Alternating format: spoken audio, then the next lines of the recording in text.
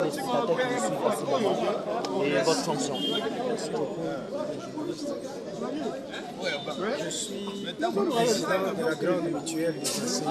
Nous sommes les anciens travailleurs de la Banque commerciale du Congo, aujourd'hui Equity FCDC. Je me présente, c'est M. Ngangavika Christophe Robert. Je suis le président de la mutuelle depuis 2005. Vous venez d'assister à une audience de cassation. Quelle a été votre occupation et le message? En fait, cette audience aurait pu avoir lieu il y a des mois. Et nous avons dû manifester pour que la situation bouge ici, avec le nouveau premier président. En fait, la banque nous a traîné ici suite à des manœuvres dilatoires, purement dilatoires. On était au tribunal du travail. Le tribunal du travail a prononcé un jugement par lequel il ordonnait à l'inspection générale du travail de calculer nos décomptes finaux. La banque a fait appel. Arrivé à la cour d'appel, plutôt que de plaider, de dire pourquoi, comment ils constatent que cette affaire-là, disons cette affaire a été mal jugée, non, ils n'ont fait que demander des remises. À la fin, notre avocat, il est content, il leur a soumis ce qu'ils appellent une procédure de sommation judiciaire pour qu'ils plaident.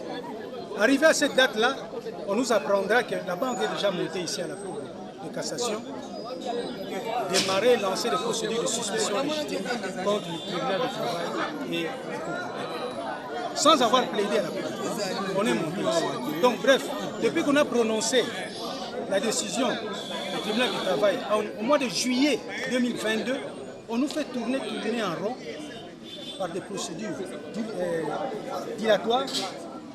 Et c'est ça qui explique qu'aujourd'hui, on était en train de traiter la deuxième affaire de suspicion légitime. Parce que la banque en a lancé deux. Une première contre le tribunal du travail, bidon, que la Cour de cassation a considéré comme non fondée.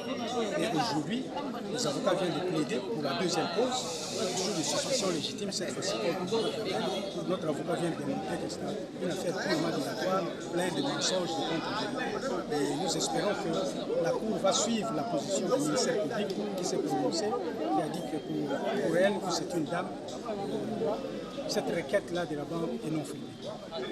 Et sur le plan judiciaire, vous avez constaté que le juge ou le magistrat, qu'est-ce qu'ils ont vraiment du concret à dire?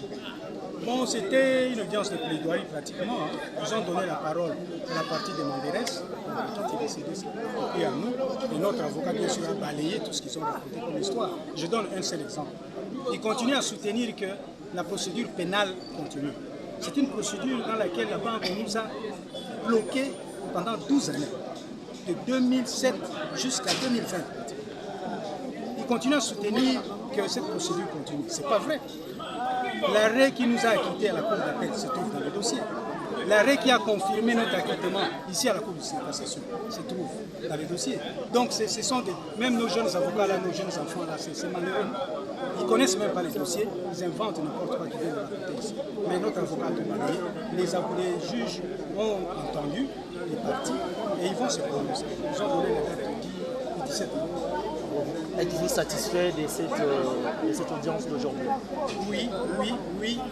Un petit bémol, l'un des 5 juges a semblé contraindre notre avocat au silence, à dire moins de choses.